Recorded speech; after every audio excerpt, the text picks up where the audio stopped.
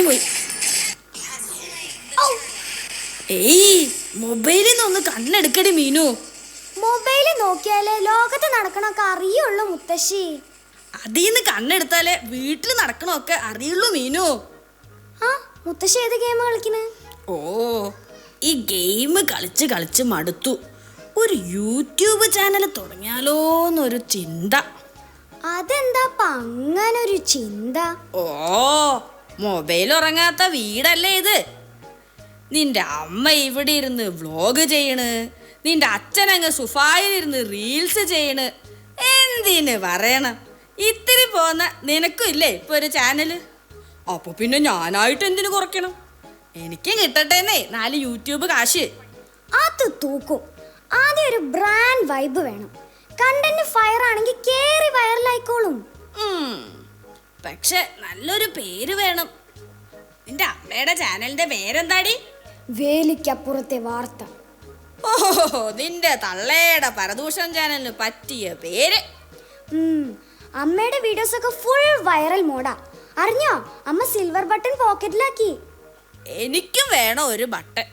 എന്നിട്ട് വേണം നിന്റെ അമ്മയുടെ മുമ്പിലൊന്ന് ഞെളിഞ്ഞ് നിൽക്കാൻ. എടി എടി എടി, അതിന് പറ്റിയൊരു പേര് പറയടി. മുത്തശ്ശിയുടെ ചാനലിൽ പറ്റിയൊരു പേര് ഞാൻ പറയാം. വിന്റേജ് വൈബ്സ് വിത്ത് മുത്തശ്ശി. എങ്ങനെയുണ്ട്? കൊള്ളാം. ഡേ ഇൻ മൈ ലൈഫ് വെച്ച് തുടങ്ങിയാലോ? അതിന് വൈറലോറ കിട്ടാൻ സ്കോപ്പ് കുറവാ. ഞാൻ വേറൊരു ഐഡിയ പറയാം. സീക്രട്ട് ഫയൽസ് ഓഫ് മുത്തശ്ശി. എങ്ങനെയുണ്ട്? ഈ ക്യാപ്ഷൻ ഇട്ടാലേ എല്ലാവരും നെക്സ്റ്റ് എപ്പിസോഡിനായി കാത്തിരിക്കും. ഓ, അതിന് എനിക്ക് എവിടെയാ സീക്രട്സ്? അതേ, മുത്തശ്ശി ആരും കാണാതെ ഒളിച്ചു വെക്കണ ക്യാഷും ഗോൾഡൊക്കെ അല്ലേ, അതിനെ കുറിച്ച് പറഞ്ഞാ മതി. നല്ല ഫയറാവും. നമുക്കേ ഇപ്പൊ തന്നെ തുടങ്ങിയാലോ? അച്ഛനും അമ്മയൊന്നും കേക്കണ്ട. എടി എടി എടി എടി കാന്താരി, നീ എന്റെ കാശും പൊന്നും അടിച്ചു മാറ്റാൻ നോക്കണ അല്ലേ? അതൊക്കെ ഞാൻ മരിച്ചു കഴിയുമ്പോ നിങ്ങൾ എടുത്തോ. അതിപ്പോ എന്നാ? എന്ത് മുത്തശ്ശി മരിക്കണത്? എടി എടി, നിന്നെ ഞാൻ രാജി രാജി എടി രാജി, ഇവളെന്താ ഗോസ്റ്റ് മോഡിലാണോ? എടി കൊച്ചേ, ഓടിപ്പോയി നിന്റെ അമ്മയെ കൂട്ടിട്ട് വാ. Tell her it's A code red. Actually cook situation ആണോ അങ്കിൾ? അതെടി. ഹലോ ഹലോ അണ്ണാ, ഞാൻ അയച്ച മെസ്സേജ് കണ്ടില്ലേ? ആ അതെ, ഞാനിവിടെ ഉണ്ട്, രാജിയുടെ വീട്ടില്. വേഗം വാ. എന്തോന്നാടാ ഗോപാല, വാലുമ്പോ തീ പിടിച്ച പോലെ. എന്താണ് ഐറ്റം? ദേ, അമ്മായിനോട് ഞാൻ പലവട്ടം പറഞ്ഞിട്ടുണ്ട് എന്നെ കോവാല എന്ന് വിളിക്കരുതെന്ന്. ഗോപാൽ, അങ്ങനെ വേണം എന്നെ വിളിക്കാൻ.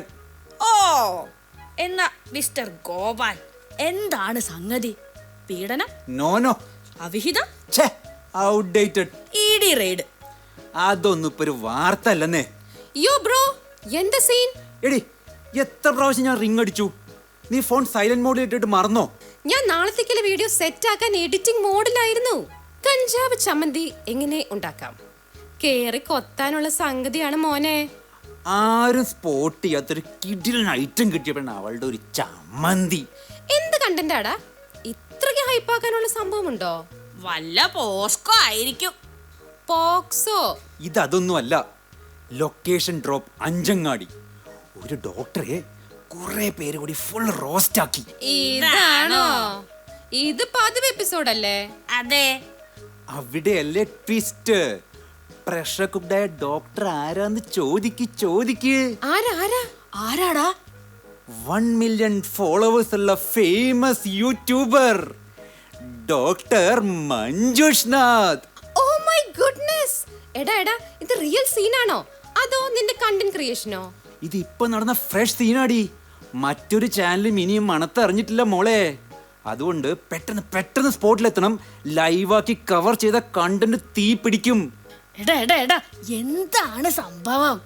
അതെന്തെങ്കിലും ആയിക്കോട്ടെ, ആരെങ്കിലും ആയിക്കോട്ടെ, നമുക്ക് കത്തിക്കാൻ ഒരു സ്റ്റോറി കിട്ടിയാ പോരെ. സംഭവം കളറാക്കാൻ വേണ്ടിട്ട് നമ്മുടെ ബൈജണനും ഗാങ് ഇപ്പൊ അങ്ങോട്ട് എത്തില്ലേ? എത്തി. എടാ ഗോപു, രാജി, വേഗം വാ, തെറിക്കല്ലേ. ബൈജുണ്ണ, ഇത് തൂക്കൂലേ? ഇത് സംഗതി പൊളിക്കൂട്ടാ. അത്യാവശ്യം ഡാമേജ് ഒക്കെ അവര് തന്നെ ഉണ്ടാക്കിയിട്ടുണ്ട്. ബാക്കി പൊളിച്ചെടുക്കാൻ നമ്മുടെ പിള്ളേര് ഗാങ്ങിനെ അങ്ങോട്ട് അയച്ചിട്ടുണ്ട്. അത് പോരെടാ. എടാ കാര്യം ഒന്ന് വ്യക്തമായി പറയൂ, എന്താ സംഭവം? അതെ അമ്മായി, സംഗതി നടന്നത് നമ്മടെ ഈ അഞ്ചങ്ങാടി തന്നെയാ. അമ്മായിക്കറിയും നമ്മടെ പഴയ സദാനന്ദൻ ഡോക്ടറില്ലേ, അങ്ങേരുടെ പേരക്കുട്ടി. ഏത് നമ്മുടെ വയലിൻകരയിൽ താമസിച്ചിരുന്ന സദാനന്ദ ഡോക്ടറാണോ? അതന്നെ, അങ്ങേരുടെ മോളില്ലേ ഡോക്ടർ സുലോചന, ആളുടെ മോന് ഡോക്ടർ മഞ്ജുഷ്നാഥ്. അമ്മായി സോഷ്യൽ മീഡിയയുടെ ആളല്ലേ, അപ്പൊ കണ്ടിട്ടുണ്ടാവുമല്ലോ ഈ പുള്ളിക്കാരന്റെ വീഡിയോസ് ഒക്കെ.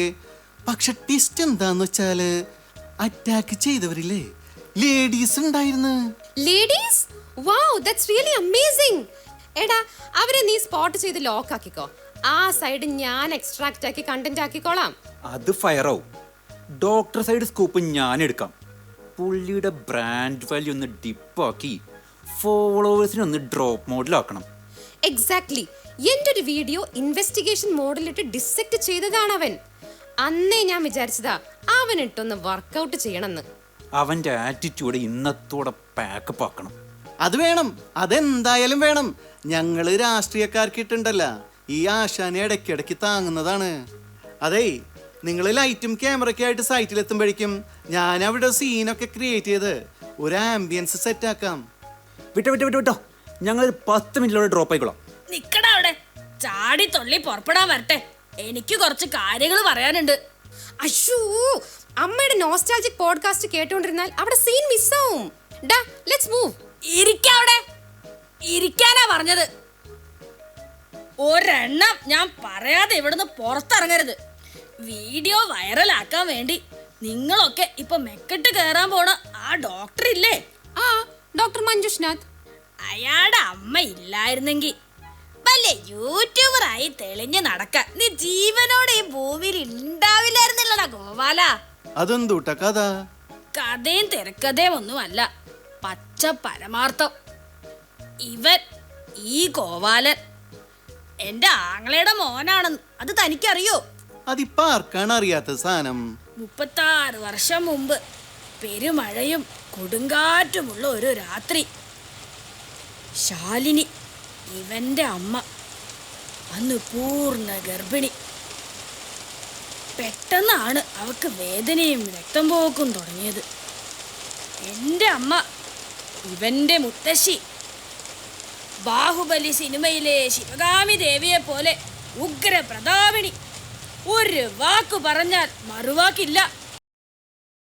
ആരുമില്ല ഇവിടെ. ഇന്നിവിടെ പ്രാതലിന് 8 ഇഡ്ലിയും തേങ്ങാ ചട്നിയും മതി. ഇതെന്റെ കൽപ്പന. ഇവന്റെ അച്ഛൻ ഒരു മണഗുണാങ്ങൻ, പേടിത്തൂറി.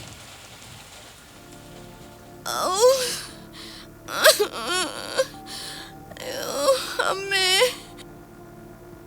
അയ്യോ അമ്മേ, അമ്മേ, ഈശ്വരാ, കാലത്ത് തുടങ്ങിയ വേദനയാണ്.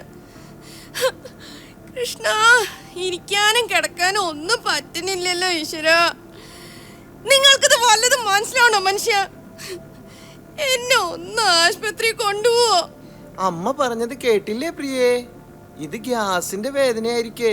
ദേ അമ്മ തന്ന ജീരകവെള്ളം ഇടക്കിടക്ക് കുടിക്കേ, മാറിക്കോളും.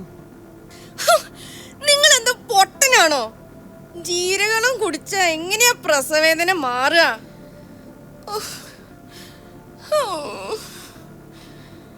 അമ്മേ, കൊച്ചിന്റെ അനക്കം കുറഞ്ഞു വരികയാണ്. ഈശ്വര, ഞാനിത് ആരോട് പറയും? അതിപ്പോ രാത്രിയായില്ലേ, പോരാത്തതിന് നല്ല മഴയും തണുപ്പും. കൊച്ചുറങ്ങിയായിരിക്കും പ്രിയേ, നീ പേടിക്കാതിരിക്കേ.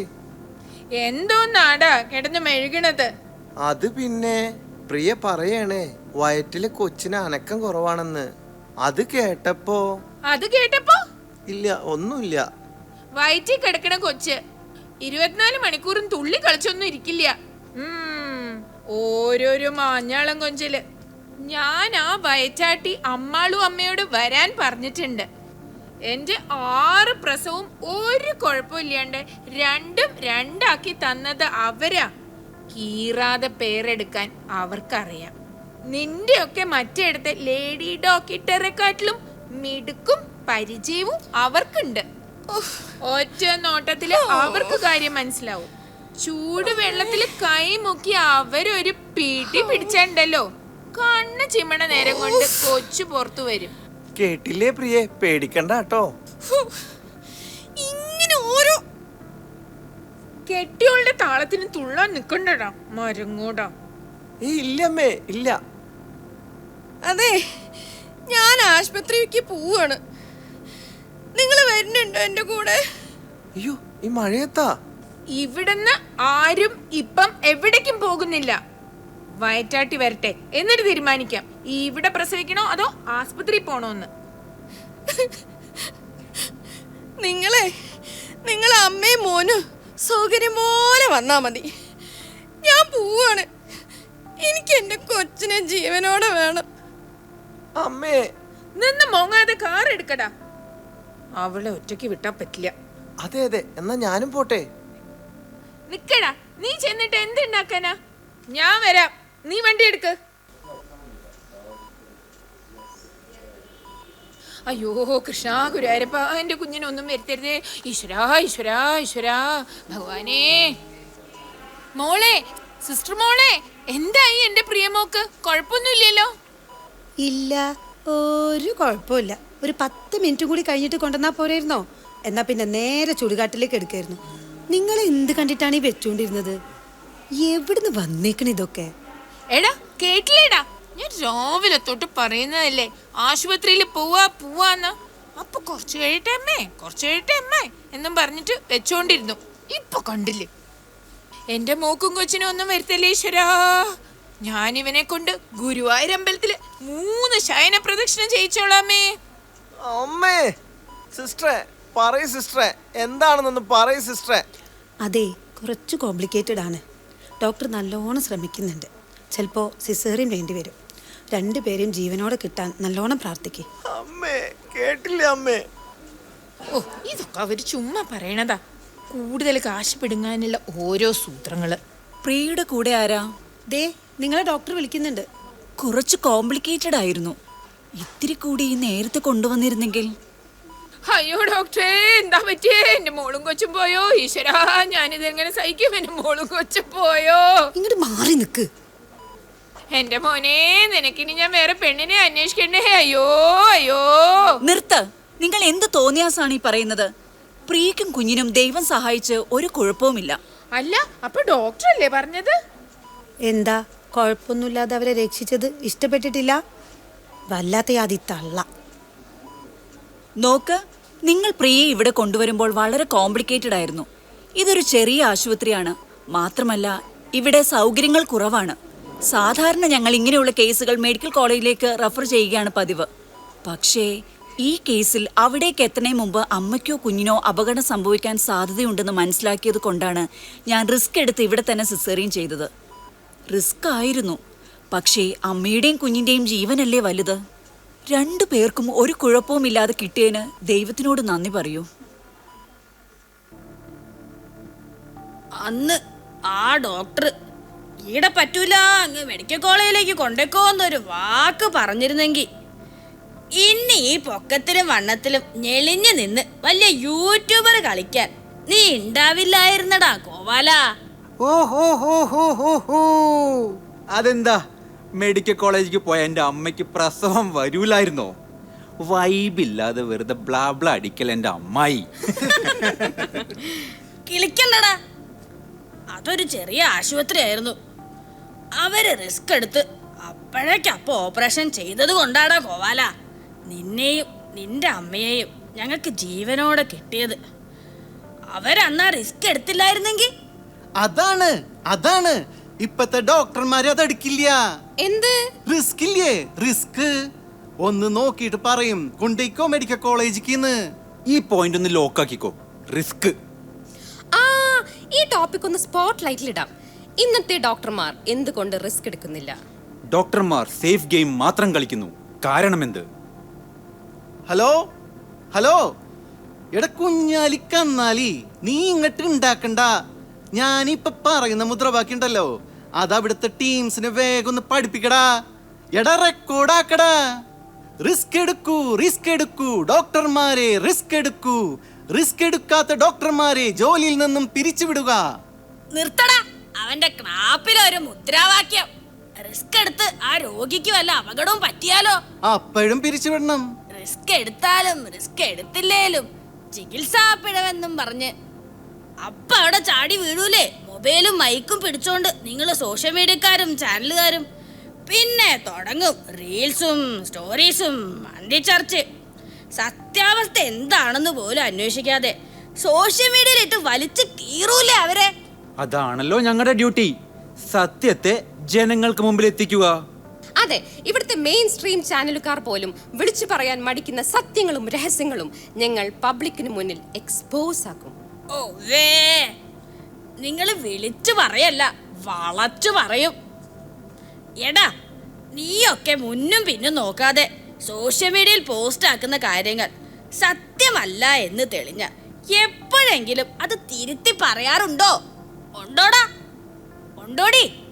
ഓ, അതിനങ്ങനെ ഒരു ഇൻസിഡന്റ് ഉണ്ടായാലല്ലേ? ഒന്നല്ലടാ, എത്ര എണ്ണ വേണം ഇൻഡിസെന്റ്? എന്നാ ഒന്ന് പറയ് കേക്കട്ടെ. അങ്ങ് തിരുവനന്തപുരത്ത് മെഡിക്കൽ കോളേജില് അവിടുത്തെ ഇല്ലായ്മയും പോരായ്മയും തുറന്നു പറഞ്ഞ ഒരു ഡോക്ടറെ നിങ്ങളൊക്കെ കൂടി കള്ളനാക്കിയില്ലേ? നീയും ചെയ്തിരുന്നല്ലോ ഒരു വീഡിയോ. അത് വൈറലായിരുന്നില്ലേ? മെഡിക്കൽ കോളേജിലെ മോഷണം, കള്ളൻ കപ്പലിൽ തന്നെയോ? അതായിരുന്നില്ലടാ അത്. അതന്നെ അതിനെനിക്ക് 1 മില്യൺ വ്യൂസ് കിട്ടിയതാ.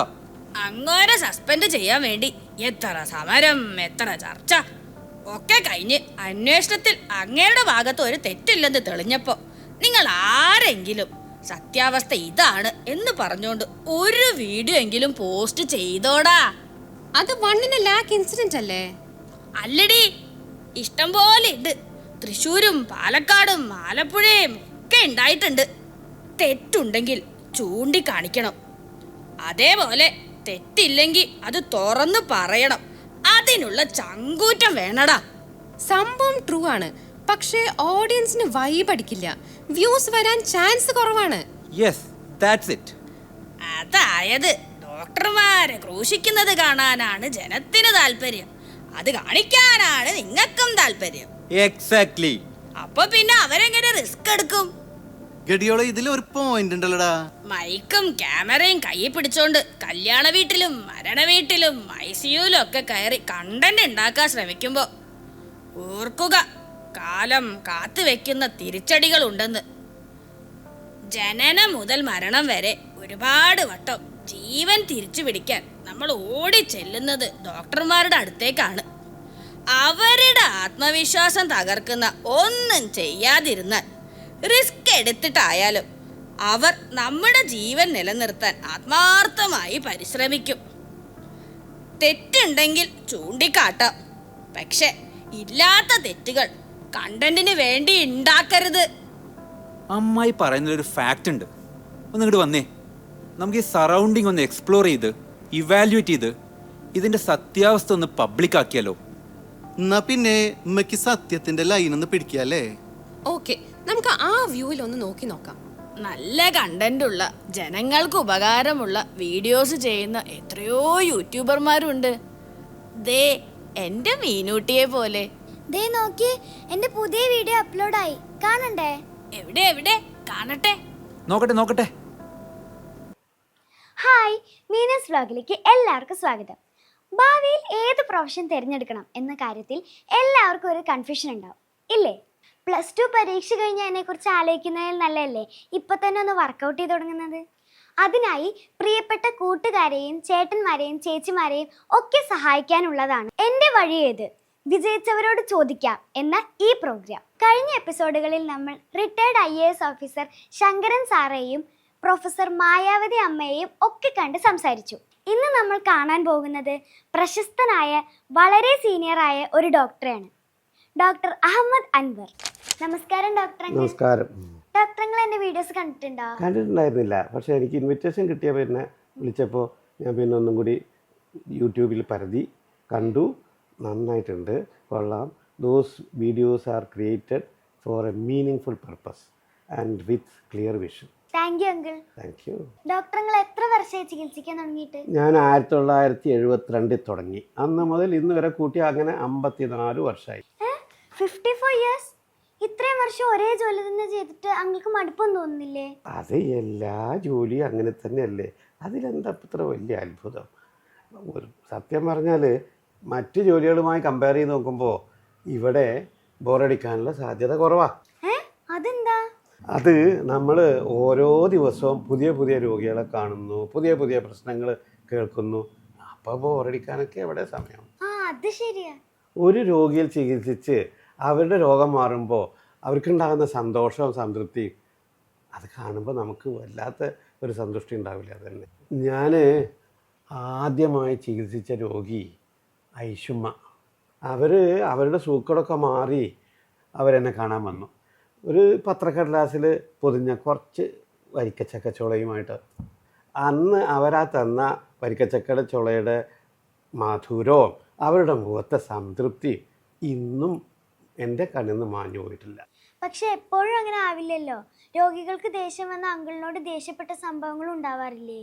അതിപ്പോൾ എല്ലാ ജോലിയിലും പോസിറ്റീവും നെഗറ്റീവും ഉണ്ടാവില്ലേ? അതേപോലെ മെഡിക്കൽ ഫീൽഡിലും ഉണ്ടാകും, അത്രമാത്രം.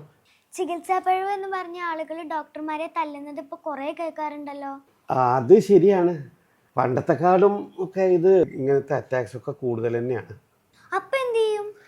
എന്ത് ചെയ്യാനാണ്, ആൾക്കാർ അങ്ങനെയൊക്കെ ചെയ്യും. നമ്മളിപ്പോൾ അത് പ്രതീക്ഷിച്ച് പ്രിപ്പയർഡായിരിക്കുക, മെൻ്റലി ഫിസിക്കലി പ്രിപ്പയർഡായിരിക്കുക. ഞങ്ങളെപ്പോലെയുള്ള പുതിയ തലമുറയിലെ കുട്ടികൾ മെഡിക്കൽ ഫീൽഡിലേക്ക് വരുന്നതിനെ പറ്റി അങ്കിളിൻ്റെ അഭിപ്രായം എന്താ? വല്ലാത്തൊരു ചോദ്യമായത് മിന്നുകുട്ടി. വിശാലമായ ലോകം നിങ്ങളുടെ മുമ്പിൽ തുറന്നു കിടക്കല്ലേ.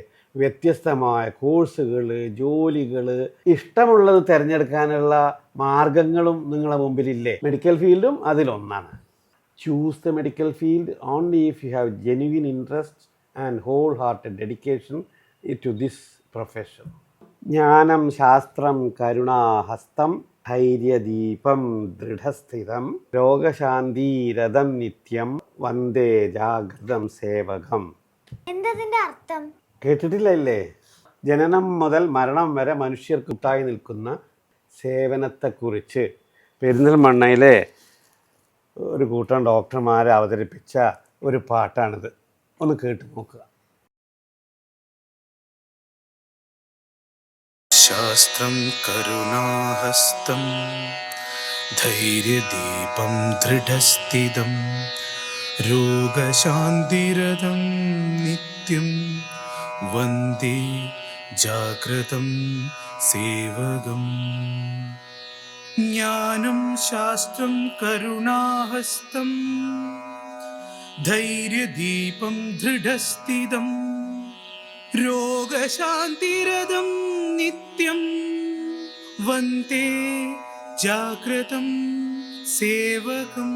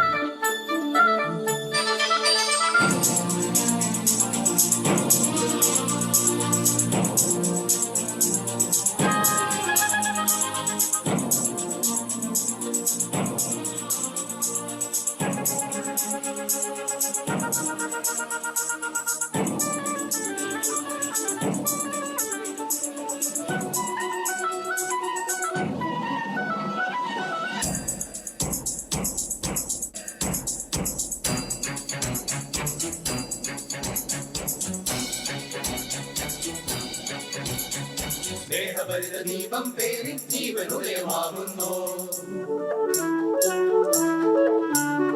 സ്നേഹഭരിത ദീപം പേരി ജീവനുദയമാകുന്നു.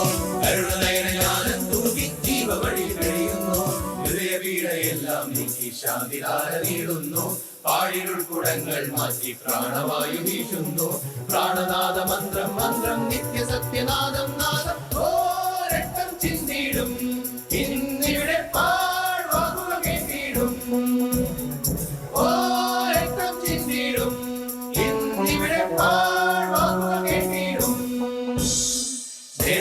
ദീപം പേരി ജീവനുദയമാകുന്നു കരുണനയന ജ്ഞാനം തൂകി ജീവ വഴി തെളിയുന്നു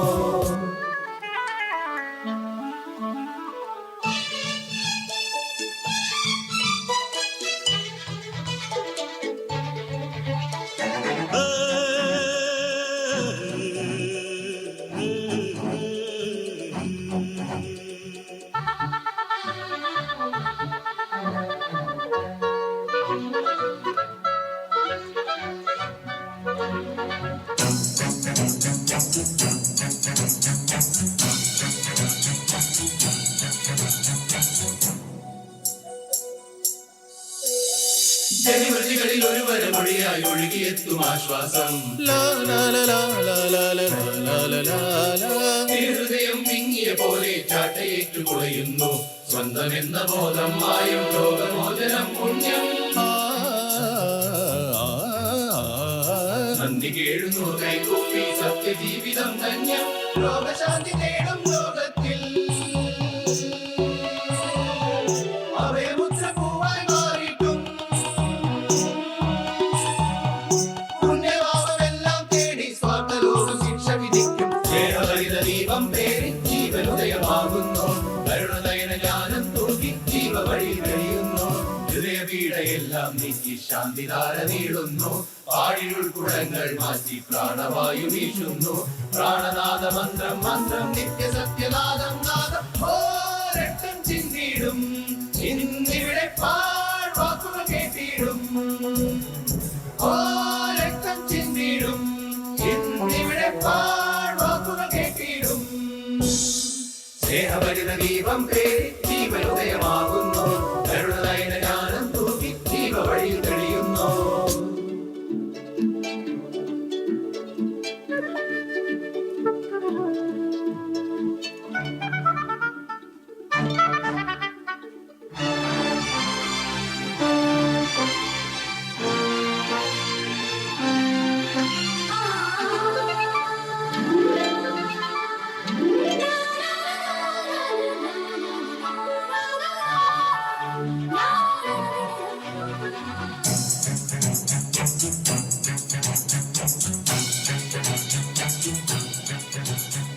കരുണയിൽ ഒരു കടലിരു കടലായി കലിയുഗമെന്നറിയാതെ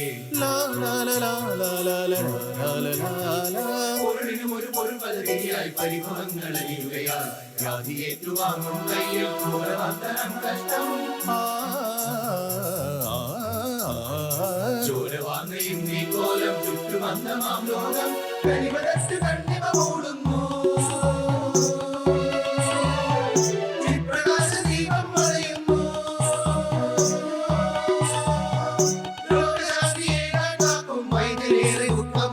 സ്നേഹഭരിത ദീപം പേരി ജീവനുദയമാകുന്നു കരുണനയന ജ്ഞാനം തൂകി ജീവ വഴി തെളിയുന്നു ഹൃദയപീഡയെല്ലാം നീക്കി ശാന്തിധാര നീളുന്നു പാഴിയുൾക്കുടങ്ങൾ മാറ്റി പ്രാണവായു വീശുന്നു പ്രാണനാദ മന്ത്രം മന്ത്രം നിത്യസത്യനാദം നാദം ഓ രക്തം ചിന്തിടും ഇന്നിവിടെ പാഴ്വാക്കുകൾ കേട്ടിടും ഓ രക്തം ചിന്തിടും ഇന്നിവിടെ പാഴ്വാക്കുകൾ കേട്ടിടും സ്നേഹഭരിത ദീപം പേരി ജീവനുദയമാകുന്നു കരുണനയന ജ്ഞാനം തൂക്കി ജീവ വഴി തെളിയുന്നു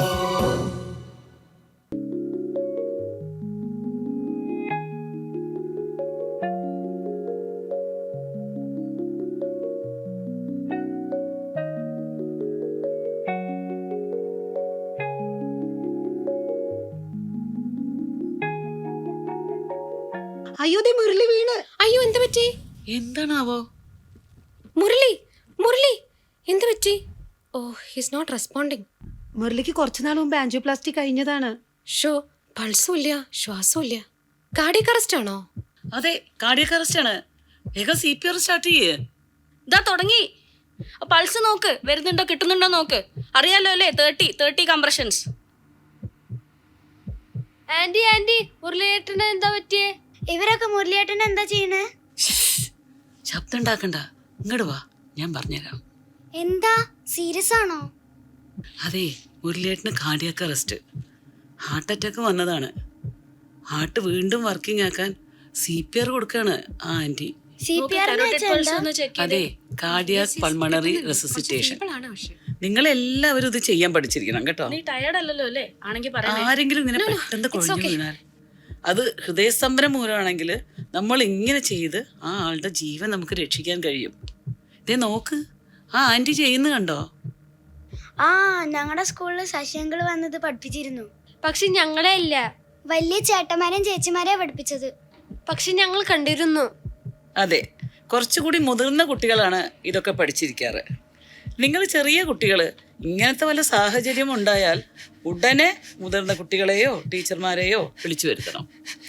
ആംബുലൻസ് എത്തിയോ? വിളിച്ചിട്ടുണ്ട്. ഇപ്പൊ വരും. ബ്രീത്തിങ് വന്നോ നോക്കിയേ. നമ്മുടെ ശശിയങ്കിള് ഒരുപാട് സ്കൂളിലും സാധാരണക്കാർക്കും ഒക്കെ CPR ചെയ്യാൻ പഠിപ്പിക്കുന്നുണ്ട്. പൾസ് കിട്ടിയോ? Yes, it's palpable. Thank God. ഇനിയൊന്ന് ചെരിച്ചു കിടത്തു.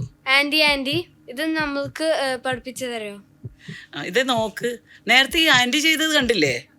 അതുപോലെ കൈകൾ രണ്ടും ഇങ്ങനെ വെച്ച് ഇതാ ഇവിടെ നെഞ്ചിൻ്റെ ഈ ഭാഗത്ത് ഇങ്ങനെ വെച്ച് എണ്ണിക്കൊണ്ട് നിർത്താതെ അമർത്തണം. ആൾക്ക് പൾസ് കിട്ടുന്നത് വരെ ഇങ്ങനെ ചെയ്യണം. വിശദമായിട്ടേ പിന്നെ ഒരു ദിവസം പഠിപ്പിച്ചു തരാട്ടോ. ദേ, ആംബുലൻസ് എത്തി. വേഗം സ്ട്രെച്ചർ കൊണ്ടുവരാൻ പറ. കൊണ്ടുവന്നു. വേഗം ഷിഫ്റ്റ് ചെയ്യാം നമുക്ക്.